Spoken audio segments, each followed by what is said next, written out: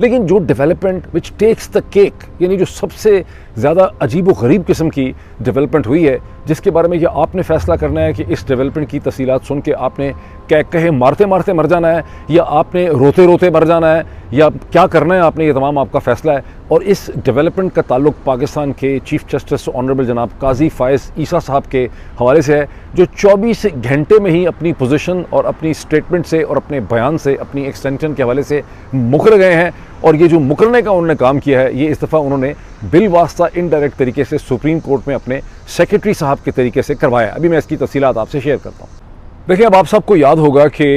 एक दिन पहले, अब से कोई 24-36 घंटे पहले,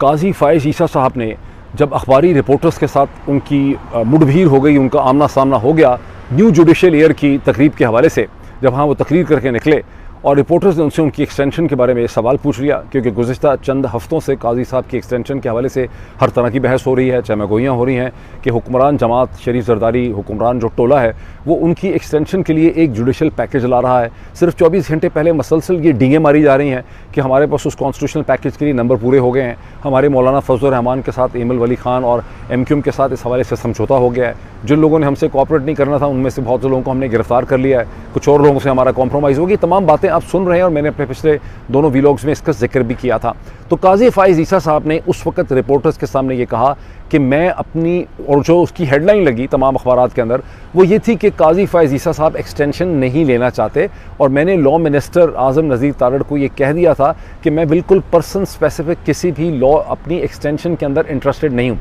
जब ये खबर सामने आई थी और जब ये छपी थी डॉन के अंदर, ट्रिब्यून के अंदर और अंग्रेज़ी के अखबारात में, तो मैंने दोनों व्लॉग्स में इसका एनालिसिस करते हुए कहा था कि काजी साहब की बात का कोई आप एतबार नहीं कर सकते। अगर कोई और मुल्क हो, अमेरिका बरतानिया हो, एक शरीफ आदमी जो किसी पोजीशन में है, जब वो ऐसी स्टेटमेंट देगा, कमिटमेंट करेगा, डिनाइल करेगा, तो आपको उसको मानना पड़ेगा, बिकॉज अगर वो बाद में उससे मुकर जाता है तो माशरा जो है वो जूतियाँ मार मार के उसका हुलिया बिगाड़ देगा, वो किसी को शक्ल दिखा नहीं सकेगा। लेकिन पाकिस्तान बीइंग पाकिस्तान, यहाँ पे तो किसी की कोई सेल्फ रिस्पेक्ट है नहीं बदनसीबी से, यहाँ तो सिर्फ एक शख्सी इक़्तिदार है, 4-5-6 लोग जो हैं, बाकी सारे मुल्क को डंडों से हाँक रहे हैं। तो यहाँ कोई इन लोगों की इज्जत नहीं है, कोई सेल्फ रिस्पेक्ट नहीं है, लोग बराबर नहीं है, यहाँ इक्वालिटी ऑफ ह्यूमन बीइंग और इक्वालिटी ऑफ मैन जो है वो एग्जिस्ट नहीं करता। तो मैंने कहा था कि ये इन्होंने हवा में छोड़ दी है। अगर आपकी बातों को मैयर करें तो ये सेट्स ऑफ सर्कमस्टेंसेस के साथ भी, और इनकी अपनी लैंग्वेज जो है जो उसके अंदर भी एक बहुत ज़्यादा तजाद है। फॉर काजी साहब ने ये कहा कि मैं पर्सन स्पेसिफिक एक्सटेंशन में इंटरेस्टेड नहीं हूँ, लेकिन उन्होंने कैटेगोरिकली ये रूल आउट ही नहीं किया था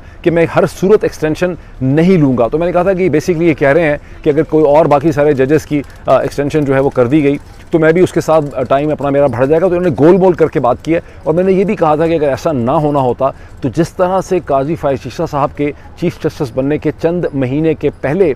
जो है एक नोटिफिकेशन इशू हो गया था 3 या 4 महीने पहले, इसी तरह से अब तक मंसूर अली शाह साहब का नोटिफिकेशन जो है वो इशू हो जाना चाहिए था। आपको याद होगा मैंने दोनों व्लॉग्स में ये एनालिसिस दिया था। अब अल्लाह ने मेरी बड़ी इज्जत रखी है कि मेरे एनालिसिस को अल्लाह ने सही साबित कर दिया। अल्लाह ताला तेरा बड़ा शुक्रगुजार है कि इस नाचीज़ का एनालिसिस जो है वो अक्सर सही साबित हो जाता है। काजी फ़ाइज़ ईसा साहब ने बेशर्मी की इंतहा कर दी है। उन्होंने पाकिस्तान की तारीख का सबसे बड़ा 24 घंटे का यू टर्न ले लिया है, अपनी थूकी भी उन्होंने चाटी है। वो ये कि रिपोर्टर्स के साथ तो चूँकि डरपोक आदमी है, मुनाफिक आदमी है, मुनाफिक हमेशा डरपोक होता है, बिकॉज मुनाफिक के पास कोई एक सिंगल कंसोलिडेटेड कॉम्प्रिहेंसिव सच तो होता नहीं होता, उसने कहानी डाली होती है, झुर्लू मचाया होता है। तो उसको ख़तरा यह था कि अगर रिपोर्टर्स मुझसे काउंटर क्वेश्चन पूछेंगे तो मेरी रिपोर्टर्स जो है ना मेरा बड़ा बुरा हशर कर देंगे। तो अब काजी साहब ने एक स्टेटमेंट इशू करवाई है अपने सेक्रेटरी से, सुप्रीम कोर्ट ऑफ पाकिस्तान से, और ये स्टेटमेंट ये कहती है कि रिपोर्टर्स ने नीडलेसली, अननेसेसरीली, इनएक्यूरेटली, एक तो नीडलेसली और अननेसेसरीली, दूसरा इनएक्यूरेटली एक इनफॉर्मल डिस्कशन को कोट किया है। और काजी साहब ने तो कभी ये कहा ही नहीं जो कि रिपोर्टर्स ने रिपोर्ट कर दिया है। अब ये स्टेटमेंट ये कहती है, कम से कम डॉन अखबार में बहुत अच्छी इसकी रिपोर्टिंग है। अब सुप्रीम कोर्ट के सेक्रेटरी की स्टेटमेंट ये कहती है कि काजी साहब ने जो भी चैट रिपोर्टर्स के साथ की उसका हरगिज़ ये मतलब नहीं है कि वो नेसेसरीली रिटायर होके 24 अक्टूबर 2024 को अपने घर चले जाएंगे अपने दोतरों और पोतरों से खेलने के लिए। नहीं, ऐसी कोई बात नहीं है। वो भी देख रहे हैं कि क्या होगा। यानी इन अदर वर्ड्स काजी साहब ये कह रहे हैं कि हाँ, ये जो सारा का सारा जुडिशल पैकेज है इसमें से अगर सारे जजेस की मुद्दत बढ़ जाती है, और यही यहाँ पे लारा दिया जा रहा है कि मंसूर अली शाह साहब के भी 3 साल बढ़ा दें ताकि मेरे 3 साल हो जाएं, इस तरह कुछ हो जाए तो उसके बाद उनको भी हो जाए, तो काजी साहब भी उस एक्सटेंशन को जो है वो एक्सेप्ट कर लेंगे। ये उसका सम टोटल मीनिंग है। अच्छा, अब ये स्टेटमेंट में कहा क्या गया है, मैं थोड़े से फैक्टर आपको बता देता हूँ। कहा यह गया है कि काजी साहब ये फरमा रहे हैं कि जब मेरी कई महीने पहले मेरी लॉ मिनिस्टर जनाब आज़म नज़ीर तारड़ साहब के साथ मुलाकात हुई। उन्होंने मुझे कहा कि हम ये सोच रहे हैं कि जजेस की जो मुद्दत है सुप्रीम कोर्ट की चीफ जस्टिस की, उसको फिक्स कर दिया जाए टेन्योर को 3 इयर्स। तो मैंने उन्हें कहा कि मैं एक पर्सन स्पेसिफिक तो नहीं लेना चाहूँगा। फिर उन्होंने कहा कि हम सोचते हैं कि जो जुडिशल कमीशन है फॉर द अपॉइंटमेंट ऑफ जजेस, उसको मर्ज कर दिया जाए विद द पार्लियामेंट्री कमेटी। तो मैंने कहा कि अगर ऐसा है तो अच्छा प्रपोजल है, ये तो पार्लियामेंट का मसला है, लेकिन पार्लियामेंट्री कमेटी में अपोजिशन के लोगों की भी उसमें प्रेजेंस होनी चाहिए। अच्छा, काजी साहब की जो मुनाफकत की फॉर्म्स है ना, वो इस किस्म की हैं कि मैंने फूल लगाए थे, आपने जस्टिस ना किया, उसकी बात आप नहीं करेंगे, लोग गिरफ्तार हो रहे हैं, पार्लियामेंट के ऊपर आपके 10 फुट दूर पार्लियामेंट है, वहाँ पे हमले हो रहे हैं, लोगों के दरवाजे तोड़ के उनको गिरफ्तार किया जा रहा है, आपने बल्ला छीन लिया, आपने मुल्क की सारी जमहूरियत तबाह कर दिया, आपने रजीम चेंज ऑपरेशन जो है उसको फैसिलिटेट किया। ये सब चीज़ें उनका ख्याल है कि लोग इतने बेवकूफ़ हैं और उनके माथे के ऊपर चे लिखा हुआ है कि उनको ये नज़र नहीं आता। काजी साहब बातें किस किस्म की करते हैं? काजी साहब बातें इस किस्म की करते हैं कि मैंने फूल भी उगाए थे, मैंने मोरों को बचाया था, मैंने हाथी की सफाई का भी फैसला कर दिया था, मैंने कुत्तों के लिए डॉग फीड का अरेंजमेंट किया था F6 के मार्केट्स में। तो यहाँ पर भी काजी साहब ने फरमाया कि मैंने उस मौके पर बहुत कहा, मुझे ख्याल आया कि कहीं ये जो पार्लिमानी कमेटी बन रही है इसमें अपोजिशन के लोग भी होने चाहिए, कहीं ऐसा ना हो कि इसमें सारे हुकूमत के हों। ये काजी साहब की मुनाफकत जो है, काजी साहब ने, यानी वैसे मुनाफकत तो माशाल्लाह पाकिस्तान अगर मुनाफकत एक्सपोर्ट कर सकता होता तो IMF की ज़रूरत ही नहीं थी, हम दुनिया में खुद कफील होते, बिकॉज हम ऐसे ऐसे खूबसूरत प्रोडक्ट्स जो हैं मुनाफकत मेड इन पाकिस्तान एक्सपोर्ट कर सकते दुनिया को। लेकिन काजी साहब ने जुडिशरी के अंदर या इस ओहदे के अंदर मुनाफकत को उन्होंने बदरजा उत्तम जो है, एक उन्होंने एक्सेलेंस के अंदर, एक क्लास के अंदर उन्होंने उसे कन्वर्ट कर दिया। फिर उन्होंने ये भी फरमाया कि ये जो शख्स है मिस्टर राना सनाउल्लाह, मैं तो इससे कभी मिला ही नहीं, अब राना सनाउल्लाह को उन्होंने ऐसे ट्रीट किया है कि ये this gentleman I have not met, यानी जेंटलमैन बना के उन्होंने राना सनाउल्लाह को ऐसे कर दिया कि मरीख से या चांद से कोई आदमी टोपी पहन के आया हुआ है और इंग्लिश शर्ट पहन के यहाँ पे फिर रहा है। यानी राना सनाउल्लाह से वो कभी मिले नहीं है, उनको पता ही नहीं है कि राना सनाउल्लाह ने किस किस्म की जो है वो स्टेटमेंट दी है। किस्सा मुख्तसर ये है कि काजी साहब ये फरमा रहे हैं कि मैं एक्सटेंशन लूँगा अगर मुझे कहाँ पर जुडिशल पैकेज जो है वो मिल जाता है। ये वक्त अच्छा, और ये फिर अब आपके जहन में सवाल पैदा होता है कि अगर इन्होंने ये स्टेटमेंट इशू करवा दी है सेक्रेटरी से, क्या वजह है कि रिपोर्टर्स के सामने इनको हिम्मत नहीं हुई? वो हिम्मत इनको इसलिए नहीं हुई कि अगर वहाँ पे ये कहते कि अगर इस तरह से मुझे एक्सटेंशन मिल जाती है कि तमाम जजेस की मुद्दत बढ़ जाती है तो मैं उस एक्सटेंशन को एक्सेप्ट कर लूँगा, ये ब्लैक एंड वाइट में अगर ये कहते तो रिपोर्टर्स ने काउंटर क्वेश्चन इनसे पूछने थे, वहाँ इनका तवा लग जाना था, रिपोर्टर्स ने इनकी क्लास ले लेनी थी। तो अच्छा, अब दोबारा ये मेरा ख्याल है कि कोशिश करेंगे कि मेरी रिपोर्टर्स के साथ कहीं आमना सामना ही ना हो। मैं आपको बता रहा हूँ,